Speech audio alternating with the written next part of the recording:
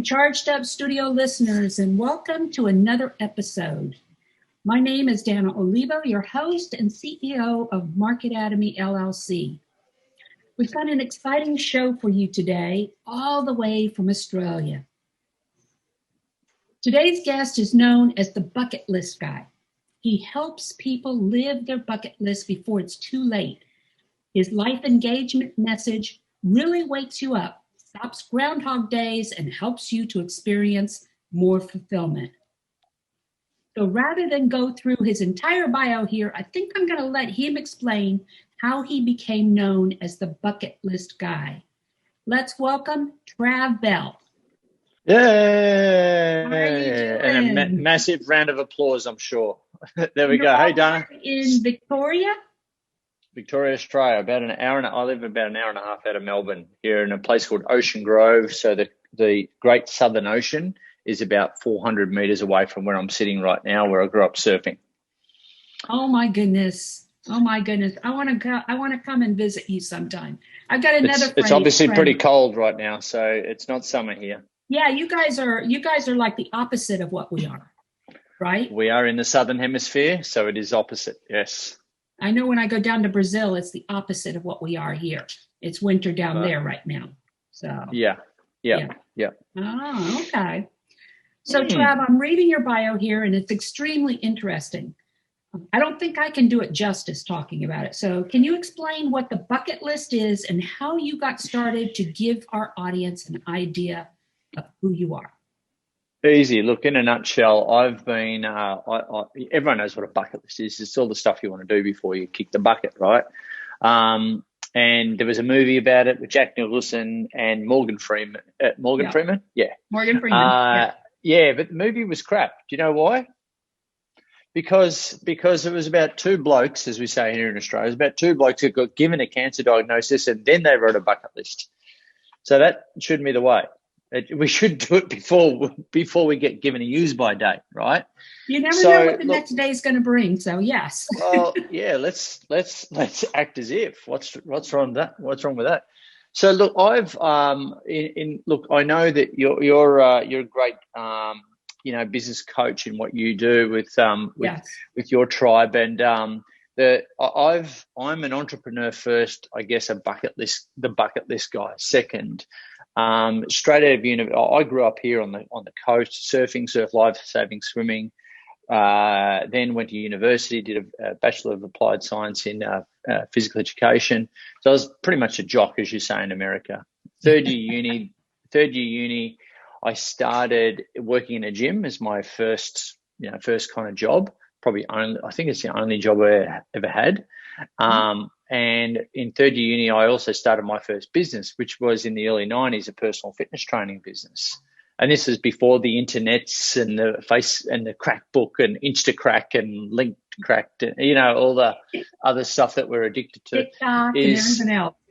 Yeah. So I started this thing called personal training because this guy came in and did an elective for uni. He was doing this thing called personal training. He was getting paid a large sum of money to coach train these celebrities and wealthy people. I thought that's cool. Kids swimming teaching, working in a gym versus personal training. I just fell in love with it, and I did everything he said. He said, go to this seminar, go to this, go to the magazine, go to, subscribe, get this book, etc. And I just did everything he said, and I got my first client. And I started with one client, and her name was Heather, and I started with one client, ended up being the first to franchise personal fitness training studios in Australia, and tens of thousands of clients later, a chain of personal training studios around Australia, over 300 personal trainers working under that brand. I was one of the first to do personal fitness training in Australia, or at that scale anyway. And that was my whole identity for 20 years. But long story short, some things happened in my life, some sort of cancerous people come into my life, bit of a breakdown before breakthrough story.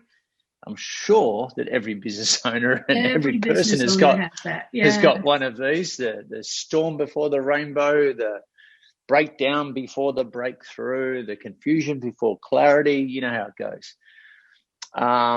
And I went through some mental health battles. I had some pretty cancerous kind of people in my life that I let in to my business and into my life. And it just, I found myself in a bit of a downward spiral to the point where I slipped into a state of depression, albeit quite mild compared to what I've heard since.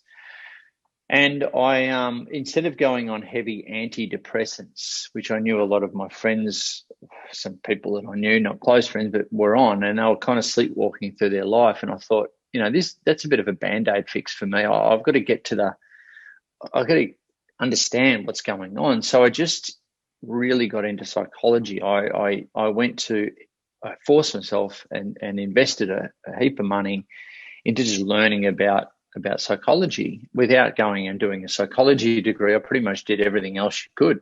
So positive psychology, NLP, master life coach, law of attraction, a Kagi principle, all this stuff. And Diana, if you put on a seminar back then, I would have, done it. You would front row, would have been there. I would have run to the back of the room, then run to the back of the room on that one, and then the next one, and just kept going. So it was about a year and a half later. I, walked on fire, hugged it out, high-fived it with strangers on weekends, and did all the breakthrough stuff. God, I've even been to Burning Man, done ayahuasca, really trying to figure my stuff out, right?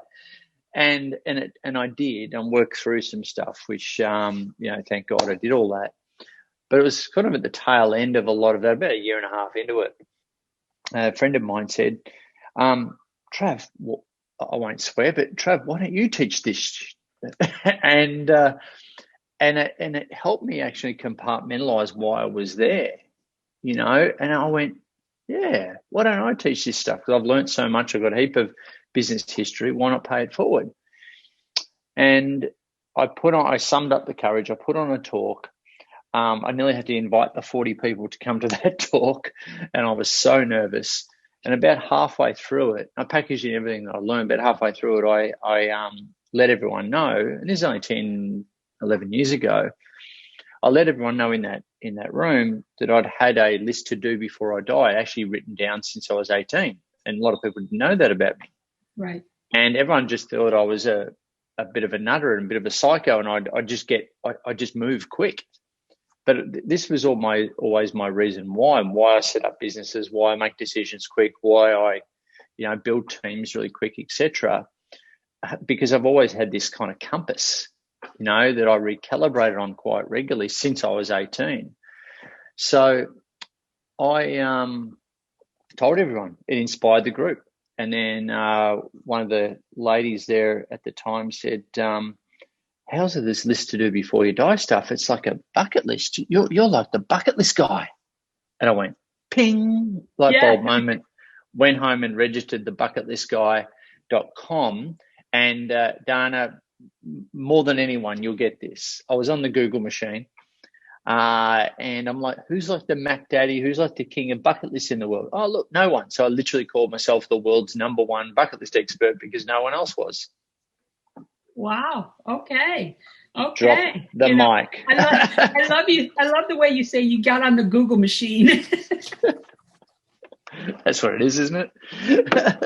No, but and I figured, and hopefully this is because you're in marketing, you get this is, you've got to stake your claim. Because here's the thing: I knew that back then the emergence of social media, the emergence of brand was going to become real, or trying to get noticed, trying to get attention is super hard these days. Let's look at the last 12 months. Everyone, you run an online business first and an offline business is a bonus now. Yes. Everyone's gone online. How the hell do you rise above the noise? How do you get attention? You've got to be pretty good. You've got to be a better marketer of what you do than a doer of what you do. I've been saying that for years. You know that. And so I figured, all right, well, I haven't got a lot of money. I didn't have a lot of money. I sold out of, I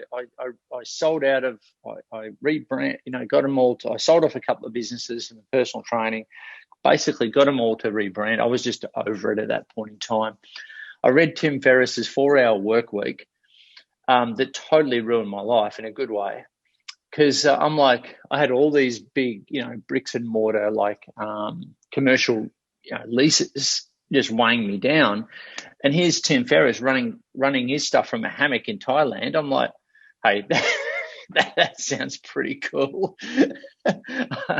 And I'm like, yeah, that's freedom to me. And I decided to go fully online at that point in time, run with this whole bucket list guy idea. Had no idea really how I was going to monetize it. I knew for me, speaking was the big domino that I had to push over in my life at that point in time that affected a lot of other areas of my life. I grew up quite shy, and here I am as a professional public speaker. Mm-hmm. But I knew that for me was the big one. And as a result, I've crafted a business around it. Point being that it takes a lot of courage. You've got to stake your claim, and I had the power of social media at that time in my hands to be able to market as heavily as I wanted to. No one could really take this away from me. No one can take it away from your tribe as well and your clients. No, you're absolutely is that right. We have the power to and I thought, so this is literally my thinking. If you know of Subway's marketing strategy is this: to open up, and it was ever since they started, to open up as close to McDonald's as they possibly can. Done. All right. What does that mean? Well, McDonald's has done all the market research, so we're the healthy alternative. So I figured I'm going to take a bit of that. What I'm going to do is wherever the word bucket list is mentioned in the world, I want to be right next to it. There you go. It's amazing what you're talking about, because my husband has always had a bucket list, and his bucket list was he wanted to visit all of the baseball stadiums in the U.S. before he dies. Very cool. Very cool. So, he's a baseball nerd, is he? He's a baseball nerd, and I never was until he took me to my first game, which was in Boston at the Fenway. Oh wow! Now that's got some history. And I'm telling you, that very first game, the tickets we got were right behind home base. And I was sitting right next to Jose Posada's cousin. Wow. Now I'm going to pretend I know who that is because I'm Australian. Yes. I've got no idea. But I'm assuming it's someone that's pretty good at what they do. It's one of the players on the Red Sox Boston team. Right. Yeah. Yep. And so I that was a really unique experience for me, and that just kind of sold it. And that experience is what does it for anybody. Sounds like that was it. It sounds like this, Dana. This sounds like a test of a first date too. Your husband took you to a game that he really loves, and if you said it was crap, it's like next. No, by that time I think we had been married like 15 years, and we've been married going on 37 now. So that should have been that litmus test could have still been too early. Yeah. You could have still failed if you walked out of there. But the fact of the matter is the experience that we have during our lifetime. That's it. Here's the thing. I've for years said that the bucket list concept, and what a lot of people don't know, done too, is that the theoretical part, the real foundation of what I teach is positive psychology, right? And I studied a lot of positive psych, and it's really the science of happiness, the psychology of happiness, how to help people experience more meaning, purpose, and fulfillment, more gratitude in their life. Enter this whole bucket list concept. So when we teach this stuff, we really do go deep into psychology, but not regressive psychology, and trying to fix people to make them normal. All right, that's what regressive psychology is. But positive psychology helps we identify the person's strengths, what gives them happiness, meaning, fulfillment, and just getting them to do more of that in their life and in their business, and going to their strengths rather than fix weaknesses, because this is performance-based psychology. So it's not really just about the ticks and they're going, yeah, like we've got these, you love these, we've got these signs, like ticket, hashtag ticket before you kick it. Right. So I'll talk about, how that works later, but it's really about how we reverse engineer every aspect of our lives in order to make this stuff come to fruition, right? It's the growth of us on this journey towards these self-imposed destinations. But more importantly, it's about the person that exists on the other side, and that's the person that you don't know yet. That's called our potential. I want people, your people, to get curiously excited about, what else, about their potential, about the other person that exists on the other side, the bigger version of yourself. People are dying at 40 and being buried at 80. Yeah. And that's exactly it. We've got a predetermined end date, supposedly, as far as our careers, this and that, and things like that. Why does it have to be dictated? Why can't we? Well, I don't listen to that stuff. So I'll check this out, right? I'm doing one at the moment. I'm doing a bucket list challenge for myself at the moment. And here's where you're going to think, oh, you are a psycho. I'm reading 52 books in a year. One a week. Yes. Okay. And so far, this is them. This is the latest one I've just read, Systemology. But here's one I just read recently, which is the Akagi principle. So as a result of that, and when I read a book, I really read a book, and I just really make a lot of notes in it and go crazy. I do that too. And my retention of actually reading versus listening is so much better. But as a result of reading this, Akagi, which is it's a book about the Japanese that live in Okinawa, that all these centenarians and super centenarians that live above 100 years old and 110 years old, which is a super centenarian. So I literally put to be a centenarian on my bucket list. The average age of death in kind of Australia and the US is pretty much the same. It's about 80 years old. Yeah, I think. So I'm thinking, well, if I do some mind stuff here, maybe it's and I put that I want to live to 100, over 100. Well, maybe I'll be pre-programming. Who knows? Hey, it's all positive thinking. It's all part of it. If you believe and you work for it, chances are that you'll succeed at that. But it is a belief system. So I'm always challenging. Be careful of what you listen to. Be careful of what you've unconsciously bought into. The fact that nothing's sadder than people getting to retirement, not living the full. Or people exiting businesses and not getting the rewards that they've sacrificed for. People, whether you're in business or you're in a career, that so many people are sacrificing their happiness to enjoy later, and that later just never comes. Or exactly that. Either it doesn't come because they can't afford it or do something like that, or it doesn't come because they end up passing away before it's time.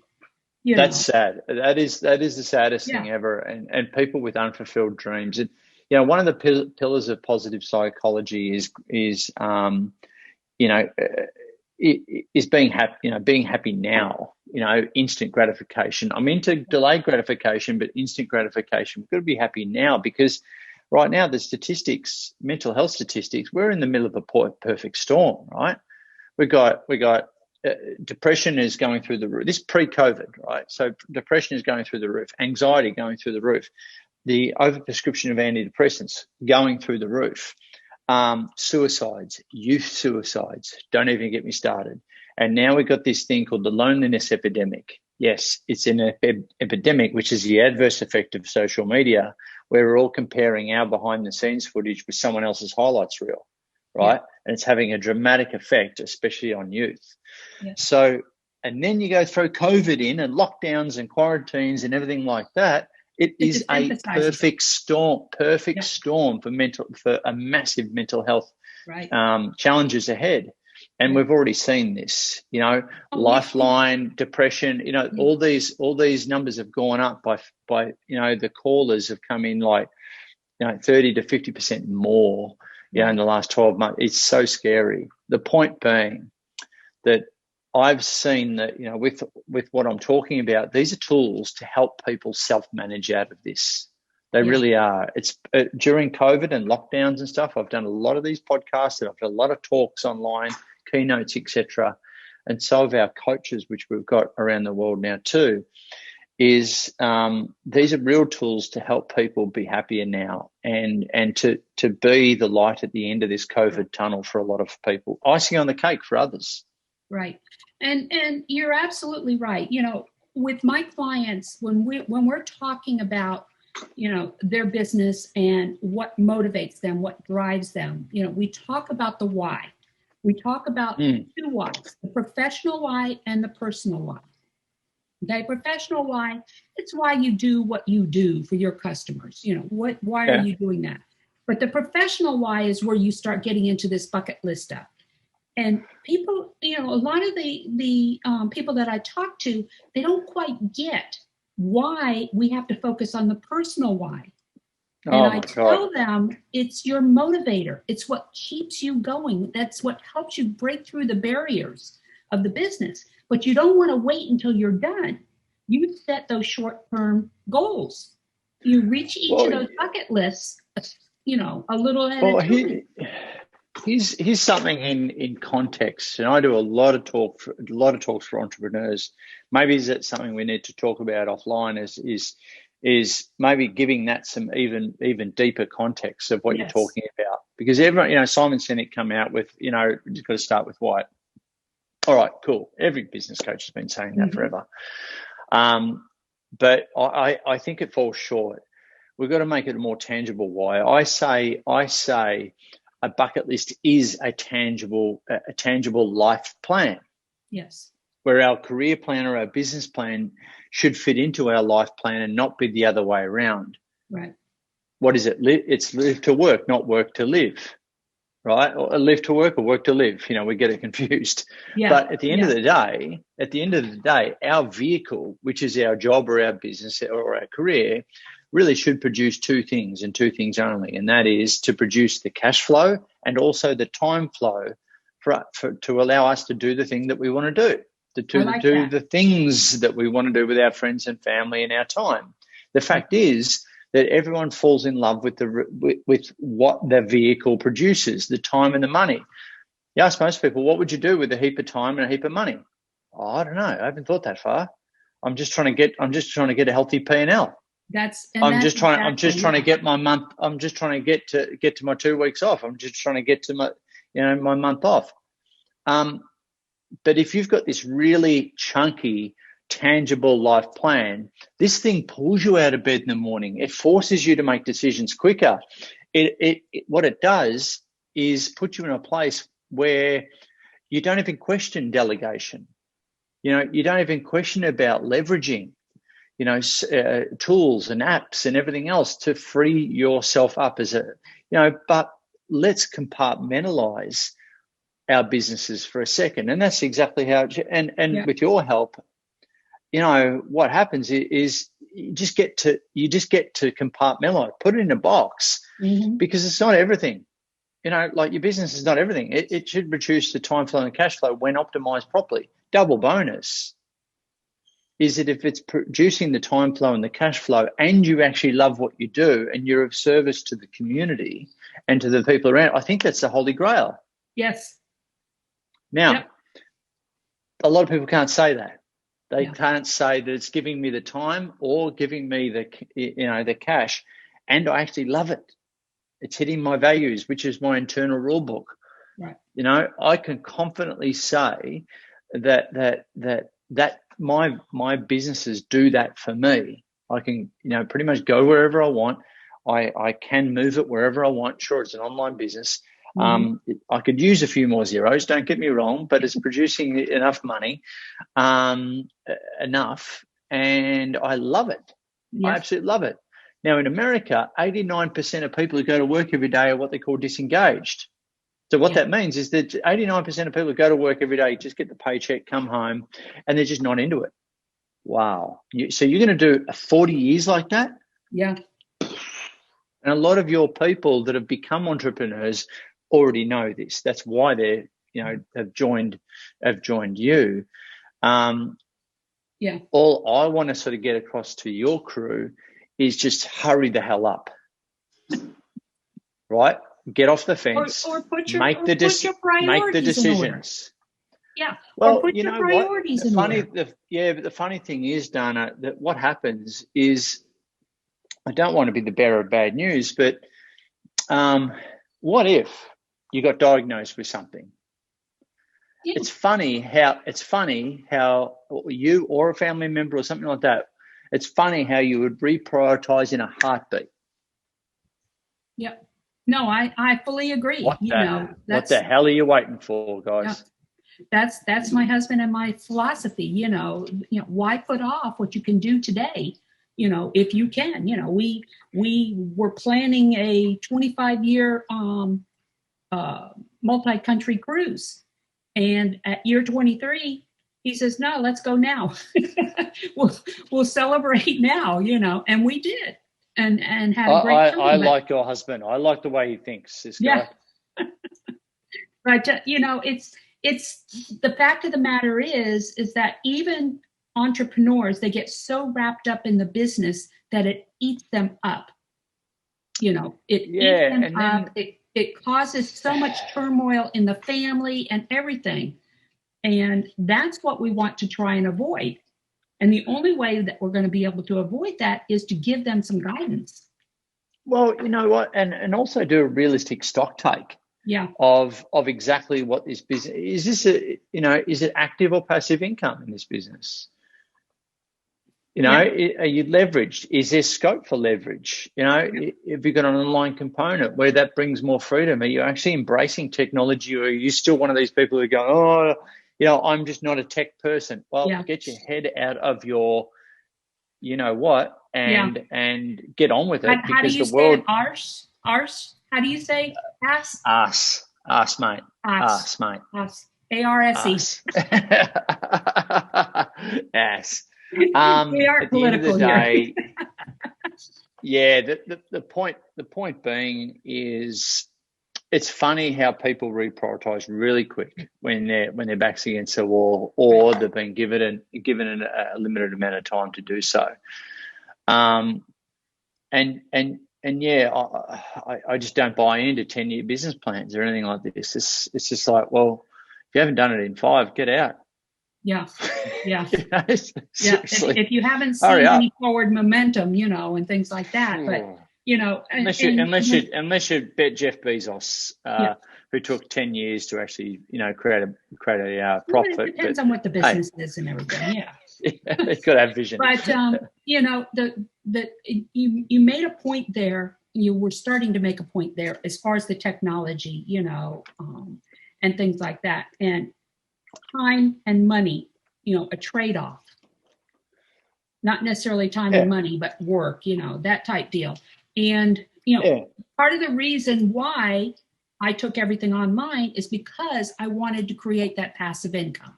I didn't want to be out there in front of everybody all the time, because that took away my time from my family. Yeah. So. And people need to recalibrate on that, to get clear on that, to ensure that, that is something that they keep top of mind all the time. Right, exactly.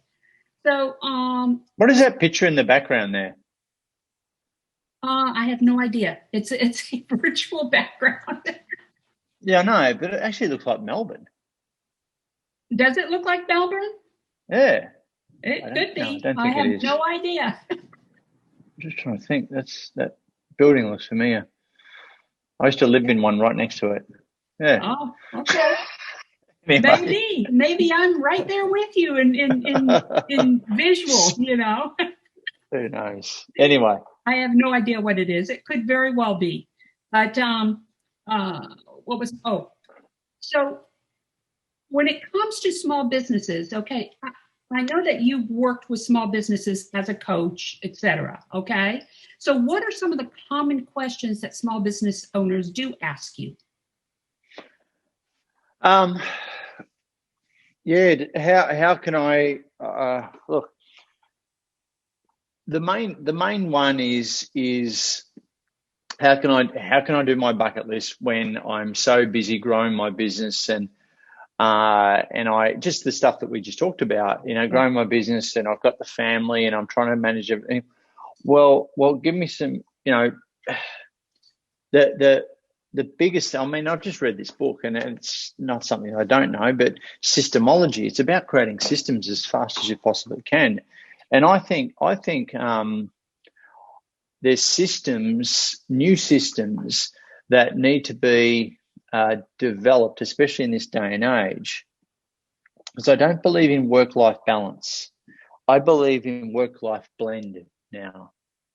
It has to be work-life blend, and and recently we've been obviously forced into a corner where we've had to recalibrate on what that actually looks like. What is our definition of this new normal? Are we going to the office as much as we were? Are we going to work in this hybrid kind of is my team US based, Australia based, or all over the world based? What does that actually look like? Yep. And I think the faster that people embrace that and get excited about redefining that for themselves, the freer they'll become. Right. And there's some fear attached with all change, but the whole like you can't. The world has given everyone a bit of a break. Everyone's filing forward fast into technology. Right. Everyone's been trying to work out Zoom. Everyone's been trying to work out all these tools, and for no other time in history that everyone's kind of stuffing it up but moving forward. Right. So just know that you don't have to have everything perfect, and be a progressionist, not a perfectionist. And embrace technology, embrace your fear. You're not going to develop haters on it. And people are starting side hustles and starting new businesses more than ever now. People have gone online more than ever now. So now is a great time to really go for it, I think. It is. And create this new definition of what I call work-life blend. Yep. And when you talk about systems and processes, that's how you're going to get back your time, with the business, especially with small business owners when they feel that they have to wear all the hats. And as long as they are trying to wear all of those hats, they're never going to get their free time. No. Yeah. And you don't have to go and employ a full-time, team. Employ someone like super casual, do a pilot, do it for a quarter, try, test and measure. Thanks for coming. Yeah. Even big businesses now, they've back considerably on the employees they're bringing back in, and they're using more of the gig economy and freelancers to do things that they've been forced to during COVID. That's what I've been doing this for the last 10 years. I'm sure you've been doing it a long time as well. Too. And before it was COVID cool. But it's like, well, this information is no new news to digital nomads around the world. And at the end of the day, I think the world is now catching up. But it's here to stay. But like I said, I'll circle back. I think it's a great time to redefine this for yourself. And this is what I'm hearing out there, even with launching the Market Academy and my board and, the advisory board. Everybody I'm talking to is saying the same thing, that this is the time when you want to be doing this, because there's been an 83% increase in new business licenses right here in the U.S. since the beginning of COVID. Wow. And if we could just, work with these businesses to help them succeed, it would eliminate a lot of problems we have with our GDP and our labor force and everything, But let's move on a little bit. Can you tell me, give the audience an example without giving names of maybe some individual success stories you've had? during your periods? Oh, look, I relate. There's a heap of examples, hey, like people who both in business and in life. I'll give you one that's personal as well as business related for your crew. So Steve is came to one of my earlier seminars. Steve was a Qantas airline captain. You know, he's an airline pilot. Came to one of my events, and really nice guy, and he was quite shy, very much an engineering type of dude, you know, like my husband. And he came to my event, and in my events we talk about bucket list. Of course, it was called the bucket list experience back in the day. Now the bucket list experience, in that, it's a full-on experience. So what I do in every break, I give them about 10, 15 minutes, and they've got to actually action something on their bucket list. Rather than just talk, you've got to action something on your bucket list. So I send them all out for this afternoon break, and I go, make sure, guys, because it's a bucket list snowball effect that we create. You do one thing, like it could be as simple as donating blood to, God, we've had people book around the world trips, buy their dream house, get rid of toxic people in their life. You know, we've done all sorts of different things. People into marathons, skydiving, blah, blah, blah. And it's crazy how this stuff builds up. So Steve comes back into the room after this 15 minutes, and it was about 50 people in the room. I said, Steve, mate, you don't look well. And he goes, what did you just make me do? And I went, mate, what do you mean? This is in front of everyone. It was about, day 3. I said, Steve, tell me, what did you do? Mind you, he's got everyone's attention now. I'm like, Steve, what did you do? He goes, oh my God. Mate, tell us. He goes, Trav, you're never going to believe this. For some reason, I don't know what you've done, but I don't know why I even did it. I've just booked myself into an open mic stand-up comedy night. And you could collectively hear the silent, oh my God, but you're really not that funny. And that's what I kind of said. I said, oh shit, Steve, that's crazy. And he goes, I know. I can't believe I just done that. But for Trav, it gets worse. I said, Steve, how could that get worse? And he goes, I don't know. For some reason, even in 15 minutes, I went out on Facebook and I told everyone when it was going to be and when. I went, oh shit, mate, that's hardcore. And the point being that he did it. He had his mate film him on a GoPro or something like that. Sent me the footage. It was actually really funny about being a pilot and everything. He did it twice. He got funnier. The point being that was the big domino that he had to push over in his life. And then he sent this amazing, huge LinkedIn message to me. He said, because of that moment, one thing I didn't tell everyone, and you, Trav, was I actually had the courage then to get out of a toxic relationship with this girl that I was dating. And I asked my dream girl, who I'd liked for ages, whether she'd go out with me and on a date, and she said yes. And then I didn't stop there. I believe they're still together. Yeah. Oh, really? And then I also called up my brother, because 5 years previous, he was hounding me about starting a new business in property development, but I just didn't have the courage. I just didn't have the thing. And he's just like, well, yep, I called him up too, and we started a business. And he's us out front of with the logo and out front of our first property development. And I'm like, that's why I do what I do. Yeah, no, exactly. If you've got these dreams, or these, as you said, bucket lists, there's no reason not to just go out there and do it. One more. Yeah. I just got one more. Yeah, one more quick one on that, and a little bit more heartfelt, if I may. I've raised money for a not-for-profit over here called the Reach Foundation. The Reach Foundation is a youth development program for wayward teens, and it's a great program. I've raised money for them. They asked me to come down to their Melbourne headquarters and do a talk for the leaders of the Reach Foundation. To be a leader, you have gone through the program yourself, graduated, want to pay it forward. So there's about 20 kids in the room, 20 young adults, should I say, did a talk, somewhat like my normal keynote, no one over the age of like 22. And then right at the end, one of these young girls got up and she was crying her eyes out. And I said, what's going on in front of everyone? What's going on? And she said, if my younger sister had been here to see your presentation today, she wouldn't have killed herself 2 weeks ago. Wow. Yeah. Ugh. It makes you think.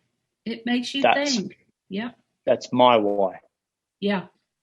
You know, it really makes you think about the difference that you can make in someone's life if you follow your intuition. Yeah. You know, yeah, that's heavy. So tell us about the Bucket List Coach program, the Certified Bucket List program. On a happier note, yeah. About three. I was invited to do a keynote for a company called Action Coach down in South Africa. They're a big global business coaching franchise, and I know about 70. They're in about 70 countries, 2,000 coaches worldwide, or something like that. And the founder of that invited me down there to do a talk for his top 300 coaches at the time, and went down to South Africa, did a talk, did a good job, and then he pulled me aside. He said, this is about 4 years ago, have you ever thought about, licensing this out, what you do? It's having a big impact and you can really help more people. And I went into scarcity mode and I went, oh no, this is my thing. This is what makes me different. This is, my little, protect. He's like, think about it. Think about going bigger because you can help more people. You want to help more people, right? I said, yeah. Thought about it, and then before you know it, I was on the plane to Vegas, and we sorted out a business plan. And January 2018, we launched Certified Bucket List Coach, and so we've got now certified bucket list coaches in 22 countries around the world, teaching this stuff, but at a way deeper level, a lot more positive psychology, and mostly to companies, mostly to businesses. The reason we go to businesses because there's people there and there's a captured market, and we want to affect things like engagement, happiness within the workplace, culture, and these sorts of things, mental health, obviously. And so we've my stuff's been translated into a bunch of different languages, and now we're on a mission to help 10 million bucket listers. There we go. Tick it before you kick it. Oh, okay. There you go. That's where that comes in.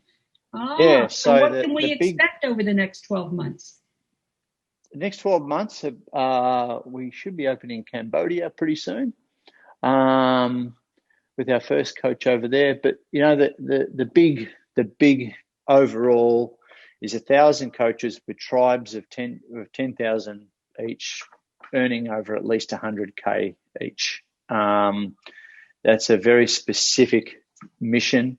And that's one that we're on the hunt for, those sorts of people that can manage, that can carry that kind of torch. So we've been at this for about 3.5 years and have gone kind of like this, trying to sort out the different offerings and things that we're doing. And we've proven the concept. There's a lot of social proof out there, which is great. And it's been really cool. So I play CEO, founder of that as well, in between everything else. No, that's great. So we're at the end of our program here. Trav, tell the listeners how they can get a hold of you if they want to. Well, I think that it's people need to, and I think I've got one here somewhere. Surely, hang on. I should have it pre-prepared. But grab a book or watch the TED Talk. Here it is. If you're listening to this, I've just walked away from the video. That's okay. There we go. There's the book. Thanks to COVID and lockdowns, I actually got the thing done 2 weeks before Christmas last year. But in there, Amazing I go through what we can get done with COVID. Huh? I also did my will and did my teeth. There you go. Yeah. And a veggie patch. I did my will too. Yeah. But I did a TED Talk a few years ago, so people can check that out on YouTube, and it's called Life's Too Short by me, Trav Bell. I've got a mohawk that I got when I was 40. I saw the video. That was my FU 40 haircut. I reckon your husband would be right for one of them. What do you reckon? No, he's bald. Oh. It's funny because he had a little bald spot up here, and I kept teasing him because we had a little rat terrier, and the dog would get up there and start licking his head. And I said, that's why you're losing your hair. So you might as well just shave it all off. One Thanksgiving, he comes down completely shaved. That's disgusting. But anyway, look, I did the TED Talk. And in there, I introduced and unpacked a concept called the My Bucket List Blueprint. So it's a 12-letter acronym right here on the back of the book that helps people, create a personally meaningful and holistic bucket list. This has really helped a lot of people around the world, and this is one of the backbones of what we teach.